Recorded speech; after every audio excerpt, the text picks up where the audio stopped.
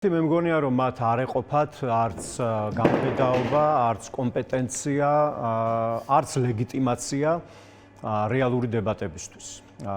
Იმიტომ რომ მათ ძალიან ბევრ მძიმე კითხვაზე აქვთ გასაცემი პასუხი და არ მგონია რომ ქართულ ოცნება შეეძლოს მაგალითად თუნდაც ჩვენთან სერიოზულ დებატებში შემოსვლა, მაგრამ თუ ისინი გადაწყვეტენ და მზად არიან აი მნიშვნელოვან, იმ მძიმე და სერიოზულ შეკითხვებს, რომლებმაც გააჩინა ეს პოლიტიკური კრიზისი ქვეყანაში და ქვეყანა შეიყვანა რეალურად ჩიხში, ხომ?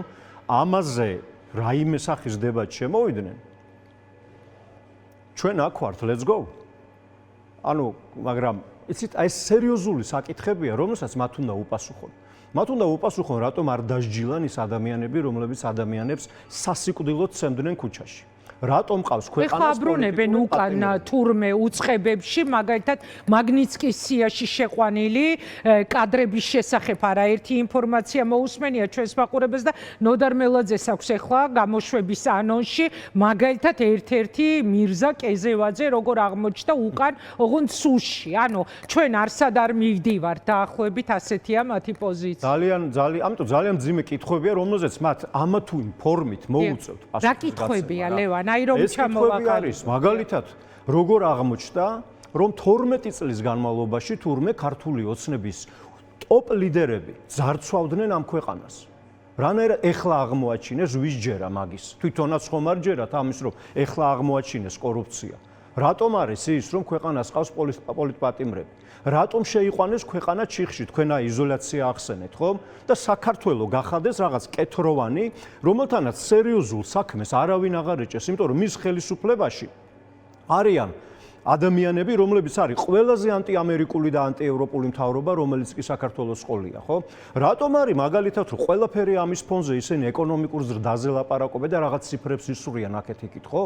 მაშინ 35%-მდე ბავშვი რატომ შიმშილობს ყოველ დღეს სკოლაში? რატომ? ამაზე არის პასუხი, იმიტომ რომ მილიონებს იპარავდნენ ამდენი წლის განმავლობაში. მილიონებს იპარავდნენ. რატომ დაიცალა სოფლები და ქალაქები ადამიანებისგან? თუ კი ესეთი კარგი ცხოვრება გვაქვს, ფული შემოდის, უპრეცედენტო ეკონომიკური ზრდა გვაქვს. როგორ აღმოჩნდა მაგალითად მათ მიერ ახლა ძებნილი მკვლელობის ორგანიზებისთვის რუსეთის გაცხადებული აგენტი გენერალური პროკურორის პოსტზე.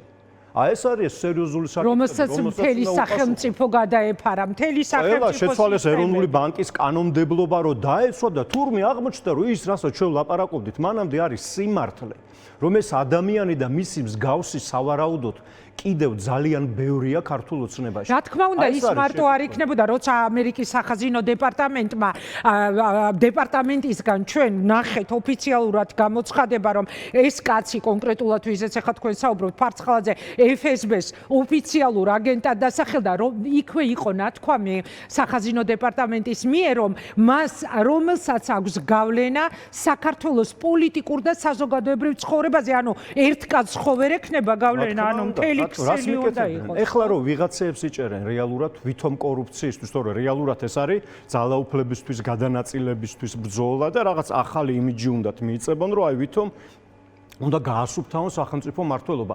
ამდენი ხნის განმავლობაში რას აკეთებდა პარლამენტი? პარლამენტარები რო ქვიათ, რომელთა პირდაპირი მოვალეობა არის, პირდაპირი მოვალეობა რომ აკონტროლონ აღმასრულებელი ხელისუფლება, რას მიკეთებდნენ ამდენი ხნის განმავლობაში? რას და ფულს აკეთებდნენ? რას და ისინის კორუმპირებულები არიან?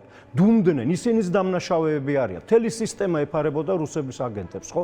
ამიტომ მათ მოუწევთ ამაზე პასუხის გაცემა და აქვე ამ დებატებზე ძალიან მნიშვნელოვანი რამეა, რაც ასევე მინდა ვთქვა რა. ჩემთვის მნიშვნელოვანი არ მხოლოდ ის, რას ვეტყვი მაგიდის მეორე მხარეს მჯდომ ადამიანს, არამედ ასევე რას ვეტყვი მაყურებელს, რომელიც ამ ყველაფერს უყურებს. ხო, აი ესეც მნიშვნელოვანია. რა თქმა უნდა, ეს ძალიან მნიშვნელოვანია და პარალელურად ყოველთვის, აი, როცა მაყურებლის რეაქციებს ნახულობ ხოლმე, ხო? თქვენ როგორ წარმოგიდგენიათ აქედან გამოსავალი, ესაა რა. ერთია რომ ყველა შეთანხმდა, მე მგონი ამ ქვეყანაში, მათ შორის ხელისუფლების მიერ დასაქმებული ნაწილიც კი ამ საზოგადოების, რომელიც იძულებულია რომ მივიდეს და არჩევნებზე შემოხაზოს ან და ღია მხარდაჭერა გამოაცხადოს, მოაცხადოს, იმათაც კი აქვთ ხო ეს კითხვები. აი, მაყურებელი, რომელიც არ ვიცი შედგება, არ შედგება, მე მგონია რომ არ შედგება, მხოლოდ მათთვის სასურველ ოპონენტებთან შედგება რაღაც მათივე პლატფორმებზე ეს დისკუსიები, მაგრამ აი ცვლილებები როგორ უნდა დადგეს? თქვენ როგორ წარმოგიდგენიათ, ლევან, მაშინ როცა ოპოზიცია ასაკრძალად არის უკვე გამზადებული საკონსტიტუციაში დევსარჩელი და მაშინ როდესაც თვითონვე ამბობენ რომ დანარჩენებს არა აქვთო გავლენა საზოგადოებაზე და თუ კი გაეზდებათ ეს გავლენა, აი მერე მაგათაც ავკრძალავთ. თქვენ როგორ წარმოგიდგენიათ ახლა თქვენ შემთხვევაში მაგალითად ვერ მოგიბრუნდებიან და ვერ გეტყვია რომ შენ იყავი ხელისუფლებაში. ვერ მოგიბრუნდებიან და ვერ გეტყვია რომ შენ ის პოლიტიკური ძალა ხარ, რომელმაც ფული წაიღო და ელიტარული კორუფცია იყო თუ არ იყო, ადამიანებს უთვალთვალებდი, დაძდევდი. აი თქვენი გადასახედიდან ცვლილებები როგორ გამოიყურება, რომელიც ძალიან უნდა მნიშვნელოვანია ეს საკითხი.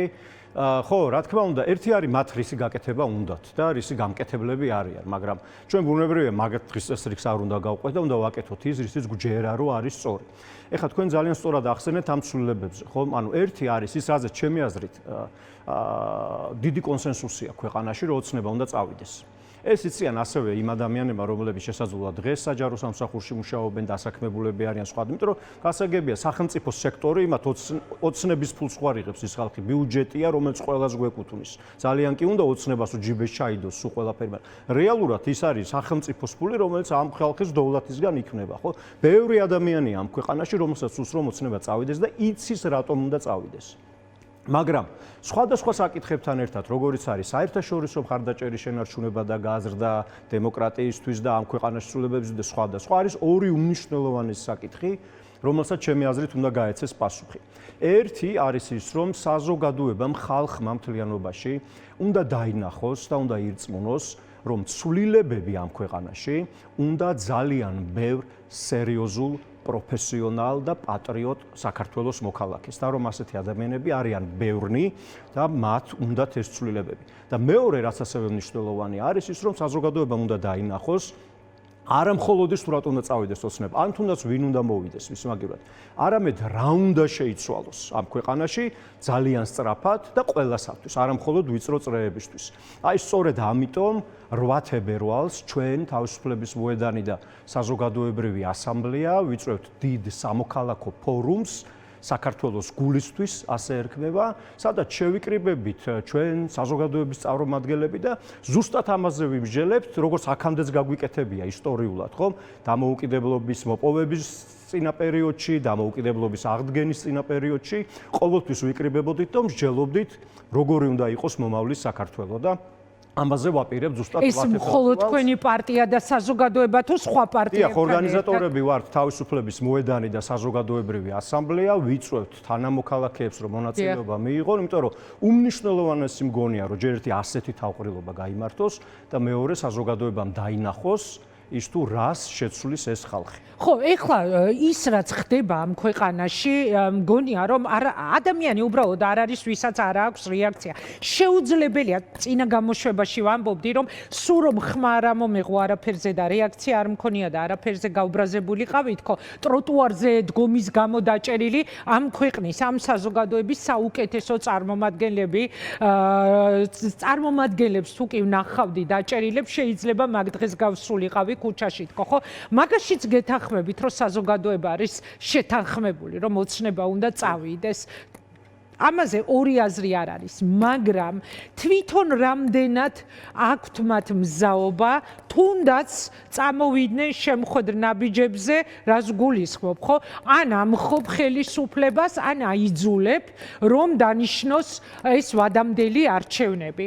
მე ვიცი თქვენი პოზიცია, დამხობა გავწიოთ იქით, ხო, ალბათ, და იძულება, რომ ჩაინიშნოს ვადამდელი არჩევნები. აი, როგორ წარმოგიდგენიათ აი ამ იძულებას, რა გზას ხედავთ, რომ მიიღონ ბოლოს და ბოლოს გადაწყვეტილება და ეს ორი უმნიშვნელოვანესი მოთხოვნა, რის საფუძველზეც დაიწყო ეს საპროტესტო მოძრაობა, გათავისუფლდნენ პოლიტპატიმრები, სინდის პატიმრები და ჩაინიშნოს ვადამდელი არჩევნები. ეს მიიღწევა მხოლოდ ძლიერებით. ეს მიიღწევა წინააღმდეგობის კიდევ უფრო გაძლიერებით. წინააღმდეგობის კიდევ უფრო გავრცელებით, დემოკრატიული ძალების კიდევ უფრო განვითარებით და გაძლიერებით. ის რაც მე ვთქვი, მრავალრიცხოვანი შეკრებები, მომავალზე საუბარი. ეს ძალიან მნიშვნელოვანია, სწორედ ეს არის ნაბიჯები ამისაკენ, იმიტომ რომ ეს აძლიერებს რწმენას და კიდევ უფრო ნათლად გვიჩვენებს იმას, თუ როგორი შეიძლება იყოს საქართველოს. ჩვენი ბედისწერა მართლა ხო არ არის ქართული ოცნება რა. ჩვენი ბედისწერა არც ეს სიღარიბია, არც ეს კორუფცია და საერთოდ მე თუ მკითხავთ ეს კორუფცია, ნეპოტიზმი და ეს ჭაობის შექმნა ქვეყანაში, საერთოდ ქართველობასთან ამას საქმე არ აქვს რა. ქართველობა სხვა რამეა, პატიოსნება, გამბედაობა, სიმამაცე, ადამიანის დაცვა, რომელსაც უმიზეზოდ ურტყამენ და ასე შემდეგ და არა ზურგში ლახვარის ჩაცემა, ხო? ასევე პოლიტიკური მონაწილეობისთვის საზოგადოების კიდევ უფრო მეტი წევრისთვის უფრო მეტი შესაძლებლობის მიცემა. ჩვენი სიტყვის, ჩვენი სიმართლის მიტანა სხვებთან, მათ შორის მათთან, ვინც ორჭოფობს და შეიძლება შორიდან სკეპტიკურად იყურება და ხედავს, რომ აი მე არ ვიცი აქ ვინ არიან. აი ამ შემთხვევაში ასევე ძალიან მნიშვნელოვნად მიმაჩნია მე აი ამ ბოლო პერიოდში ახალი პოლიტიკური და სამოქალაქო ძალების როლი და განსაკუთრებით თავისუფლების მოედნის, იმიტომ რომ მე ღრმად წამს იმის და ამიტომ დავაფუძნე თავისუფლების მოედანი, რომ თუ საზოგადოება არ დაინახავს, რომ პოლიტიკურ ველზე შემოვიდნენ პრინციპულად ახალი პოლიტიკური აქტორები და ისინი არიან ძლიერები, შეუძლიათ მუშაობა, იციან რას აკეთებენ, მაშინ ცვლილების მიღწევა ძალიან გაგვიჭირდება. ამიტომ ახალი პოლიტიკური პარტიების ამ შემთხვევაში მე თავისუფლების მოედანს წარმოვადგენ, მაგრამ აი ამ პროცესში ასევე ბევრი საინტერესო სამოქალაქო საზოგადოებრივი მოძრაობა დაიწყო. ამათი კიდევ უფრო გაძლიერება, ამათი კიდევ უფრო აქტიური მუშაობა თბილისშიც და სხვა უბნებშიც, არა მხოლოდ ცენტრალურ უბნებში და საქართველოს სხვა რეგიონებშიც, ჩემი აზრით იქნება გადამწყვეტი რა. ამიტომ ამაზე ვარ ჩვენ ახლა კონცენტრირებული, საზოგადოებას გავაგებინოთ რა შეიცვლება, გავაგებინოთ რომ ბევრი სერიოზული ადამიანი არის ცვლილების მომხრე და ყველგან მივიტანოთ ეს სიმართლე, ეს სიტყვა. დებატი იქნება თუ რაიმე სხვა შესაძლებლობა და ამასთანავე საზოგადოების სხვადასხვა წევრებს მივცეთ შესაძლებლობა თავისი წვლილი შეიტანონ. ანუ დებატი რომ დაგთანხმდნენ თქვენთან, თქვა დებატზე თქვენ მიიღებთ მონაწილეობას. გააჩნია, არ უნდა იყოს მანიპულაციური, უნდა იყოს ლაივი, უნდა იყოს პირდაპირ ეთერი და არ უნდა იყოს მანიპულაციური იმ გაგებით, რომ 7 ადამიანი იჯდეს და 6 იქიდან იყოს რეალურად ქართული ოცნების წარმომადგენელი, არ ვიცი, ხალხის ძალა იქნება თუ ვიღაც თორე ერთ-ერთზე თუ გაბედავენ დაჯდომას და ამ საკითხებზე ლაპარაკს, კიდევ ერთხელ რა, მე ჩვენ არ გვეშინია თავისუფლების მოედანი შეიქმნა, რა ვიცი, გამორჩეული, თავისუფალი ადამიანების მიერ, რომელსაც დისკუსიის არა, თქვენ არ გეშინიათ, მაგრამ აქ კითხვა არის, ისინი რამდენად არიან მზად, რომ მათი პირობების მიღმა შემდგარ დისკუსიაზე დასხდნენ და პასუხები გასცენ. არ ვიცი, ხა მათ აქვთ მცდელობა, ლევან, რომ შემოტანილი თემები, აი მაგალითად 14 წლის თავზე აღმოაჩინეს, რომ თურმე რა ძვირია საქართველოში ცხოვრება, რომ თურმე პროდუქტების ფასები რა მაღალია და ასე არ შეიძლება იყოს. რა თქმა უნდა, ეხლა ნებისმიერი მოქალაქე, რომელიც ამაზე იფიქრებს, რომ ეხლა რატო გაახსენ და შეიძლება გაიღიმოთ, მაგრამ პარალელურად შეიძლება ეს თემა მათთვის აღმოჩნდეს მომგებიანი იმ თვალსაზრისით, რომ აი გვიაფებენ. აქ მე ეხლა სხვა თემა მინდა რომ შემოვიტანო, აი ამ დებატების მცდელობით ხომ არ სურთ, რომ ილუზია შექმნან, რომ არ არის ამ ქვეყანაში დიქტატურა, არანაირი ავტოკრატია, იმისთვის, რომ ამ საერთაშორისო იზოლაციას, რომელშიც აღმოჩნდნენ 2024 არჩევნების შემდეგ, რაღაცნაირად დააღწიონ თავი. თქვენ გადასარევად გესმით ეს თემები და გადასარევად გესმით ამ კითხვაზე პასუხი როგორი უნდა იყოს. ანუ, უпроსწორედ პასუხი გექნებათ ალბათ ამ კითხვაზე. აქვს თუ არა შანსი ქართულ ოცნებას დააღწიოს თავი ამ სრულ საერთაშორისო იზოლაციას, როცა ყველა პროცესიდან ამოვარდნილები ვარ დღეს. ამ დებატებს რო შევეხო ისევ ძალიან მოკლედ, მათ შეიძლება ბევრი მიზნები ქონდეთ ამათთან დაკავშირებით, ხო? მაგრამ ეგ სულაც არ ნიშნავს, რომ ისინი ამას თავისუფლად განახორციელებენ და ჩვენ ვერ მივახცევთ ჩვენ მიზნებს და ჩვენ არ გვეშინია ბრძოლის ველზე შესulis რა და თუ იმათ არ ეშინიათ, აქავართ კიდევ ერთხელ და ერთი ვნახოთ რა მოდებატეები არიან და რა შეუძლიათ ვინ ხავთ ყველაზე მთავარ თემებს. ხო, აი ვინ შეუძლიათ გამოუშვან დებატში, აი არ ვიცი ქართულმა ოცნებამ, ვინ შეიძლება დაუსვან თავისუფლების მოედნის ნებისმიერ ლიდერს ქართულმა ოცნებამ. გამოიყვანა. მათ შეეხება სხვა საკითხებს, იზოლაციის საკითხებს, ხო? ხო, აი მოჩვენებითობა ხომ არ უნდათ რომ შესთავაზო. სულელი არავინ არ არის აქეთ მხარეს და არც საერთაშორისო არენაზე, ხო? მეორე ფუნდამენტური პოლიტიკური ცვლილებების გარეშე ისინი ანუ მან დარიგო ორი გამოსავალი და ერთი გამოსავალი არის რომ მოკვდეს მთლიანად წინააღმდეგობა და ეს ფიზიკურად გაანადგურონ, მოახდინონ მისი კომპრომენტაცია, მორალური გატეხვა, წელში გატეხვა და ფიზიკურად მოსყონ და მერე სცადონ, ოღონდ ამის გარანტია არ ექნებათ, რომ თქვან რომ აი აქ მომთავრდა მეგობრებო სიტუაცია ესეა და ეხა თუ ვინდათ ამ ქვეყანასთან რაღაც ურთიერთობა მაინც ისევ ჩვენ უნდა გველაპარაკოთ. მიმიღეთ ისეთი როგორიც ვარ, ხო? მაგის რესურსი რო არა აქვთ, ეგ გამოჩნდა მთელია 400 რაღაცა დღის განმავლობაში და ვერც ერთი პოლიტპატიმარი ვერ გატეხეს ხალხი, რომელსაც წლები ემუქრება ციხეში ყოფნა და ერთმაც კი არ თქვა, რომ აი არასწორ რაღაცაზე ვიდექი. ეს მათთვის სერიოზული პრობლემა, ლეგიტიმაცია არ აქვთ იზოლაციაში. ამიტომ ეს უნდა გამოურიცხოთ, ამას ვერ შეძლები. და მეორე არის ის, რომ უნდა მნიშვნელოვანი პოლიტიკური ცვლილებები მოხდეს გარშემო. ესენი, ასე ვთქვათ, ცარიელი ფურცლიდან ეხა ქართული ოცნება რო იყოს ისეთ მდგომარეობაში, რომ ეს ქვეყანა იყოს რაღაცა სუპერ საბადოების წყარო, რომელიც არის, არ ვიცი, ყველა ოღონდ რაღაც ფეხი ჩაადგმევინენ და შეგეწყვეტ, ასე არ არის, ხო? აი ხა ჩვენ ვხედავთ, საქართველოს გადაუხვია პროდასავლურ კურსს, აღარ მეგობრობს ამერიკელებთან, ანუ თან როგორ ქვეყნებთან გადაგვამტერეს, ხო? სუპერ სახელმწიფოებთან რეალურად. ნახეთ, რუსეთმა სპეცოპერაცია დაიწყო უკრაინაში, რომ გეკითხათ და რამდენი წელია იქ სოფლებზე და რაღაც კვადრატულ მეტრებზეა გაჭედილი. და ნამდვილი სპეცოპერაცია რაც იყო ვენესუელაში ვნახეთ.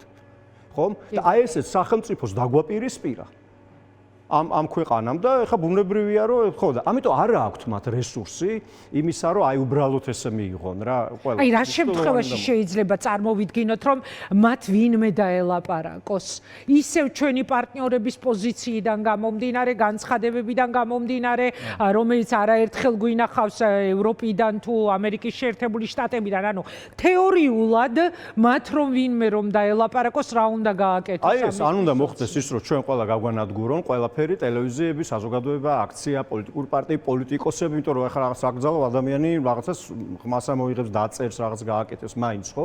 ანუ სახლებში უნდა შეკეტონ მთელი ქვეყანა რეალურად, ეგ არ გამოუვათ და მეორე არის ის რომ უნდა მიხვდნენ და უნდა გამოუშვონ პოლიტპატიმრები. აქედან უნდა დავიწყოთ. უნდა გაათავისუფლონ ეს ხალხი, რომელიც აი ღარიბაშვილი ჩასვეს ათეულობით მილიონს ედავებიან სახლიდან, რა ვიცი, კაცს, აი კიდევ ერთხელ 35% ბავშვები სკოლაში შიმშილობს ყოველ დღე და თავის ყოფილ გმირს და პოლიტიკურ ლიდერს მილიონები ამოუღეს სახლში ქონდა ეს 6 მილიონი ნახევარი ამერიკული სახლში რო გაქვს ადამიანს ეს ფული, ხო? და ამიტომ ესენი უნდა დამთავრონ, უნდა გამოუშვან ეს ხალხი და უნდა ჩაინიშნოს არჩევნები და მერე ექნებათ შანსი იმისა რომ ვიღაც ელაპარაკოს რა, იმიტომ რომ სხვანაირად ისინი გადაყვებიან ამ ამბავს და გადაყვებიან არა იმიტომ რომ ეხა აქ ოპოზიციური პარტიის ლიდერი ვარ და რაღაც ბრავადო მინდა ვაჩვენო და გულზე ჯიღი ვიკრა და ასე შემდეგ. არა, იმიტომ რომ კლასიკა ხიშტებით ძალაუფლება შეიძლება მოიპოვო, მაგრამ ვერ შეინარჩუნებ დიდი ხანი. დაუსრულებლად. ხიშტებზე ჯდომა არ არის კომფორტული. გჭირდება ლეგიტიმაცია, გჭირდება მხარდაჭერა და გჭირდება რომ არ იყო იზოლირებული. ჩრდილო კორეას საქართველოსთან ვერ ააშენებენ ესენი. ამიტომ მათ მოუწევთ, ეხა მოუწევთ რა, კეთილინების გამო კი არა. მოუწევთ იმიტომ რომ ჩვენ გავძლიერდებით. შემოვიტანთ ახალ დღის წესრიგს ამ ქვეყანაში, ჩვენ გულისხმობთ საზოგადოებას და აი ამ ბრძოლაში მყოფ ადამიანებს, ხო? მივიტანთ სიტყვას ყველასთან, ჩვენი იარაღი სიტყვაა. ჩვენი იარაღი პოლიტიკოსების იარაღი არის მართალი სიტყვა. და იმის ჩვენება მათ შორის აი მე ახალ ძალებზე და ახალ მოძრაობებზე ლაპარაკობდი, ხო? იმის ჩვენება რომ პოლიტიკა არ არის ბინძური. პოლიტიკა იყო ბინძური და რჩება გარკვეულწილად ასეთი, იმიტომ რომ ასეთი ადამიანები არიან ჩარეული ამაში. მაგრამ პოლიტიკა საქართველოს ჩვენ გვაქვს შანსი და გვაქვს რესურსი და გვყავს არაჩვეულებრივი ადამიანები, რომლებსაც შეუძლიათ პოლიტიკური რეფორმირება ამ ქვეყნის, პოლიტიკური კულტურის შეცვლა, პოლიტიკური სისტემის შეცვლა შეუძლიათ და უნიჭიერესი ხალხი გვყავს, რომელიც უნდა შემოვიყვანოთ პოლიტიკაში. და ამიტომ მე მგონი მთელი ქვეყანა, მთელი საზოგადოება უკვე ისედაც შემოსულია პოლიტიკაში. შეიძლება ამაზე დაფიქრებაც კი უკვე ისედაც შემოსულია. ამიტომ გჭირდება პოლიტიკური ორგანიზება უკეთესი, საკვანძო როლი მართლა ექნება ახლებურ პოლიტიკურ ძალებს და ჩვენ მისიას ამაშიც ხედავ მე სხვათა შორის რომ მეტი ახალი ადამიანი შემოიყვანოს პოლიტიკურ პროცესში, ორგანიზებულ პოლიტიკურ პროცესში, იმიტომ რომ პოლიტიკური ცვლილება მიიღწევა კარგი პოლიტიკური ორგანიზებით. და კარგი პოლიტიკური ორგანიზების საუკეთესო გზა არის ისევ პოლიტიკური პარტია და მით უმეტეს ისეთი, რომელიც შეიძლება ნახო შენაირი ადამიანი. ლევან, სხვა პარტიებთან, ანუ აი, როდესაც არის საუბარი რაღაც ერთიან შეტევაზე, ერთიან სტრატეგიაზე, სხვა პარტიებთან ერთად თქვენ თუ კი ფიქრობთ, ან მიდის თუ არა მუშაობა, ფაქტია, რომ ხო ეს ცვლილებები რაც შეიძლება მალე უნდა დადგეს. ისე დრო, ჩემი აზრით, ოცნებაზე უფრო მძიმედ მუშაობს და უფრო ცუდად, ვიდრე დავუშვათ ოპოზიციაზე, იმიტომ რომ ეხლა მართლა როდემდე შეიძლება რეპრესიები შეინარჩუნო, ხო, ქვეყნის მმართველობის სადავეები. აი, რამდენი ხანი, ერთს იჭერ, 5 გამოვა, 5-ს დაიჭერ, 7 გამოვა და გამოვა იმდენი, როდესაც იქნება კრიტიკული სიტუაცია, რამდენიც აქამდეც ალბათ უნახავთ და კიდე ორჯერ უფრო. მათ მხარდასაჭერად არავინ. არა, აქეთ მხარეს ვამბობ, საპროტესტო საზოგადოებას გულისხმობ. ყველაფერა მოსამართლე. ხო, რა თქმა უნდა. რაც შეეხება სხვა პარტიებს, თავისუფლების მოედანი ხშირ შემთხვევაში ჩვენ თვითონ ვიყავით პარტიებს შორის კოორდინაციის ინიციატორები, წამომწყებები და ყველა ფორმატში, რომელიც კი შექმნილა არსებობს და ჩვენ ვიცით, ყველგან ვართ ძალიან აქტიური მონაწილეობები. იმიტომ რომ ჩვენ მართლა გონია რომ კოორდინაცია საერთო მიზნის გარშემო არის ძალიან მნიშვნელოვანი. ამიტომ თავისუფლების მოედნისთვის ეს არ არის პრობლემა. აქ არის რამდენიმე მნიშვნელოვანი საკითხი, ხო? ან კოორდინაციისთვის ხო არ უნდა იყოს, უნდა იყოს რაღაც საერთო შეხედულებების გარშემო. ხო, საერთო მიზნები, პოლიტიკური ბრძოლის მეთოდი, ჩვენ გვჯერა მხოლოდ პოლიტიკური ბრძოლის მეთოდის და ასევე ის მნიშვნელოვანი საკითხები, რომელიც არის მაგალითად რაც უკვე თქვი, რომ როგორი უნდა იყოს ჩვენი საქართველო. და ამიტომაც ჩვენ ძალიან გვიადვილდება თანამშრომლობა ყველასთან, მაგრამ განსაკუთრებით გვიადვილდება ისეთ ჯგუფებთან და ისეთ ადამიანებთან თანამშრომლობა, რომლებიც ვიცით, რომ რასაც ამბობენ, იმას ფიქრობენ. და რომლებიც ვიცით, რომ ხვალ თუ აღმოჩნდება ძალაუფლების სათავეში, მე არ გააკეთებს იმას, რასაც ქართული ოცნება აკეთებდა. ხო? ამიტომ ჩვენ ძალიან გახსნილი ვართ ყველანაირი თანამშრომლობის, ურთიერთობთ ყველასთან, ეს ეფუძნება რა თქმა უნდა შეხედულებას. ჩვენ გამოქვეყნებულიც გვაქვს ჩვენი კონკრეტული გეგმები, ვისაც აინტერესებს წაკითხვა შეიძლება ამისი, მაგრამ ეს არის ამის მნიშვნელოვანი ნაწილი არის, აი ეს თანხმობა საერთო ხედვაზე და ჩვენ ყოველთვის მოხარული ვართ და მზად ვართ თანამშრომლობისთვის.